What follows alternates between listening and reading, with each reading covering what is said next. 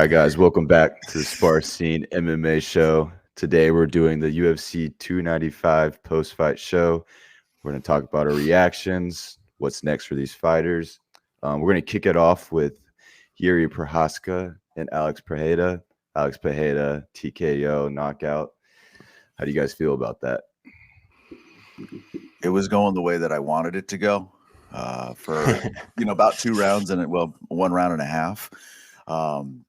I felt like Jerry was getting really wild, and he was able to touch him with these weird long fencing strikes. And he had his best work when he would do that little single leg pick up to an overhand. And he was starting to break through Alex's defenses. He's tagging him. He's got him up against the fence. But what we saw there is almost you have no margin of error with Alex Pereira. He just, if he gets one little opening, that's it. Like he hit him with one good shot. What was it, like a little right hook? From there, it's elbows while he's trying to shoot for a desperation single, and it's all she wrote. Watching it, because of my pick, I started to be like, wow, it's early. But then, Yuri said himself that it was a fair, that he was out. He's the one who said it. Did you feel like he was out? So I thought the same thing like you did. Like when it happened live, I was okay. Like he was definitely still there. As soon as Pereira got off, he was rolling over, kind of wrestling out. But then again, I was okay. Pereira had full mount, so even if he wasn't out, I mean, 2 shots he would be out. Yeah. So I was okay. Well, maybe that makes sense. Like I wasn't just as disappointed because I did have Yuri personally, not on the best bets, but it was one of my picks for the night. As far as off the best bet show, but yeah, I think it was such a small margin of error. And the thing also that scared me for Yuri was the leg kicks. Like, holy cow, dude. Like he hit him like 4 kicks and his leg was already purple. He's already toast. Yeah, and it was like the first round. And then finally got a takedown, which was nice. Didn't do too much on the ground, but yeah, these guys, man, they're so dangerous. It's like one mess up and it's over. Kind of same for the co-main event, but it was a good fight. Props to Pereira. I just wonder, he's 36 now. He called out Izzy. That caught me off guard. They got to stop that. Yeah, I mean, you got to move on. That's in the past. But I think, honestly, after watching that, I think Jamal Hill would also lose to Pereira. I think he's too slow and stagnant. He does have some power in his hands, but you got to hit him first, man. And if Yuri can't finish him, I don't think Jamal Hill can finish him. Wow. My goodness. Okay. Yeah, I could see that. Maybe Alexander Rakic will be the one to give him a problem because he doesn't rush in. Yeah. I'm ready to see how he does against Jan in January. That's going to be a telling fight. Yeah. And that's the thing, people are rushing in against Alex. That's when they get in real deep shit. Because if Yuri had just stayed on his bike and be like, okay, I hurt you, I'll let you reset, and we go back and start again. But he has that finishing thing where he feels the blood, he like tastes it. And he's like, okay, I'm going to go for it. And you could see he was just rushing. And I feel like if you rush with Alex, it's bad news bears. It's kind of how Alex got knocked out by Izzy. He was rushing against the fence. He was like, okay, I smell it. Okay, he looks like he's hurt. And then it's almost like he's wide open for dangerous. It's fun to watch. Not hard of a shot either, man. It was like just a little cross left hand or right hand. But, I mean, I feel like before that, though, I think Yuri was winning. I don't know about you guys, but I feel like in the scorecards, at least, Yuri was winning that fight. But with those leg kicks, I could feel like the momentum was slowly swinging to Alex if Yuri couldn't take him down again. So I think that was a big part of the fight. If it would have kept going, as if Yuri could have kept taking him down. So I like to see that in his future fights. Was this like a good sign for Yuri overall? Even though it's off of a layoff, I don't think he really walks out of here looking much worse. I mean, he did a great job. Yeah, I agree. I think he looked, in my opinion, he just got caught coming in. And his hands were down. Like the whole fight, his hands were just like dangling. I'm like, bro, put your hands up. Like Pereira's like not the guy to mess with. That's how he fights, though. He's always caught him, but I know it's just so scary to watch. If you're laying some money on him, but yeah. I thought it wasn't too bad of a loss for him. I would like to see him come back, and I wouldn't mind seeing a rematch, but like Brad was saying, I would love to see Alex and Jamal. But after watching that, I don't know. I think Alex beats Jamal as well. Yeah. What is he, like 10, 11 fights into his pro career of MMA, and he has 2 weight class titles in the UFC. Yeah, he's only been in the UFC for 2 years. He's only had like 7 fights. I mean, this guy's gonna go down in history as one of the best He's fighters got we've probably seen. 1 or 2 more years left. He's a little bit older. Yeah. And the Which first thing is that good goes for is us speed, but because he's he going to be doesn't need- active. Yeah. We're probably going That's to the see thing. him next spring. Honestly, maybe if Jamal Hill is ready to come back. I don't know. There was stuff on Twitter about that. Did you notice that? People were saying that maybe the talks backstage were that Jamal Hill is ready to go. And since Alex didn't take too much damage, they were thinking like March or something like that, maybe, or who knows, maybe do UFC 300, put that on there, get Connor and Chandler or something crazy. Yeah. Speaking of age in a weight class division where I'd say age probably doesn't matter as much. We're going back to heavyweight. This was an intense fight, man. I saw Pavlovich caught Tom Aspinall in the co-main event pretty early. At one point, it was like, ooh, and Tom wore it. He wore it well. I got to say, this version of Tom Aspinall that's fresh off the couch with like an extra 12 or so pounds on him, it may not look the best, but the power on those shots, he hit him with like a 4-piece before he fell down. He's like 1-2. And he's like, okay, 1-2. And then dropped him. That was over. What a finish. Wow. It looks like Frank Mir, only English. That's the thing. Like, I think I mentioned in the last episode is like, neither one of these guys have fought someone that's like Tom Aspinall. Like I said, there's Almeida, but he's more of a wrestler. There's no one that's like quick on the feet and like fast like Aspinall. There's no one out there in the heavyweight division. And so I figured that'd be the problem for Pavlovich, even though he almost caught him, early in the fight. But Aspinall survived and then, just came in the pocket, bang, bang, and then, followed up with 2 more shots. But he's so unique. Like there's no heavyweight like him. And I don't know. I don't even know if John Jones can even take Aspinall, to be honest with you. Ooh. I mean, I don't think they're ever going to fight each other because I think Jones would. I don't think he'd be scared, but I don't think it's a good fight for him for his legacy and his career. Name recognition and stuff like that. But I think John Jones would have a big problem. Yeah. I was talking in the last episode. I was wondering, like, does having speed matter with heavyweights? And I guess we realized that it does matter. Like, speed does kill when it comes to heavyweights. So I would love to see what happens next for Tom. And I would love to see a John Jones fight. But like you said, I don't know if that's going to happen. But I'm super happy for Tom. Like, he was super emotional after. I think he definitely deserved it. And if he can keep this pace and keep fighting like this, I definitely can see him being an actual like heavyweight champ, not just interim, but getting the belt for real. Simon, what do you think? 2 weeks notice he does that. That's impressive. Like maybe like versus John versus Tom getting made versus the odds of Stipe versus John getting made again. What do you think the odds are between those two? I think it's lower. I think they would actually now they probably would really want to make that fight, but Stipe's just been in the UFC so long, they owe him a lot. Yeah. So they owe him this John Jones fight. I think the fans now that we were after seeing how good Aspinall is and how that speed can be his advantage, I think everybody wants to see John Jones and Aspinall over Stipe. But, loyalty in the UFC is a big deal, especially with Dana. So, yeah.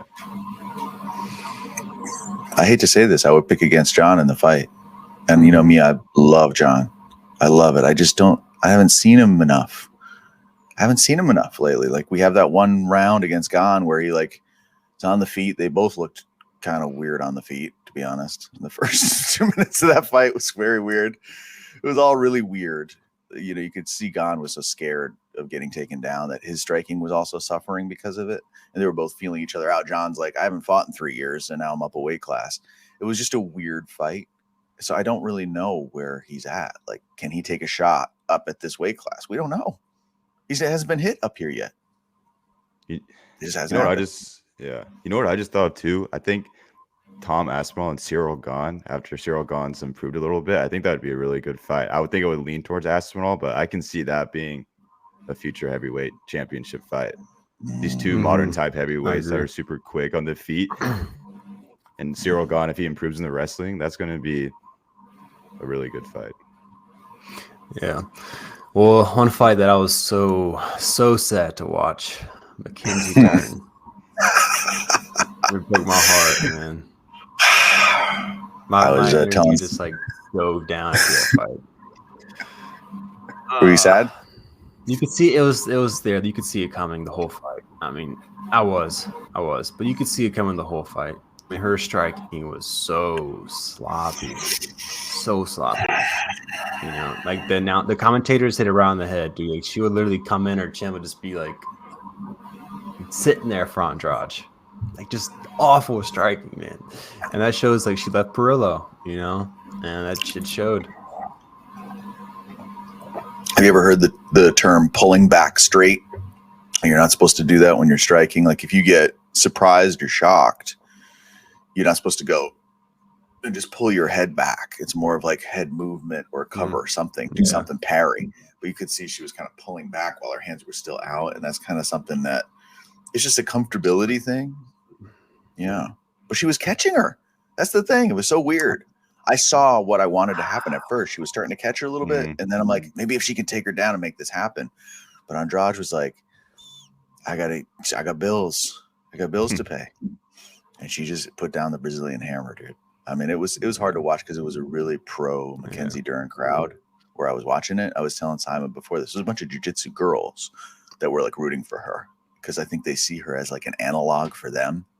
This is how I would translate to the sport kind of thing. I haven't given up on Dern, though. I think she can still have great wins. She just needs to tighten that striking up, and maybe she's too willing to do it.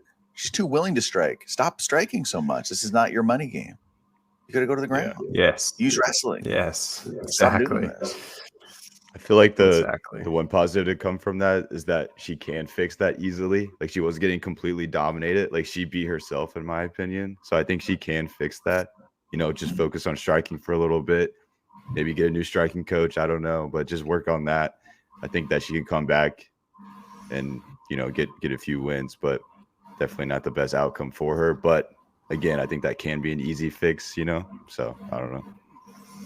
Before we move on down the card a little bit to some other finishes, there's one quick call out there. I think we need to make Rose versus Mackenzie Dern. They're both in a weird time in their career. And if Rose moves back down to strawweight, I would like to see that fight. She had called her out before Mackenzie. And I think Rose is going to give her problems. She is.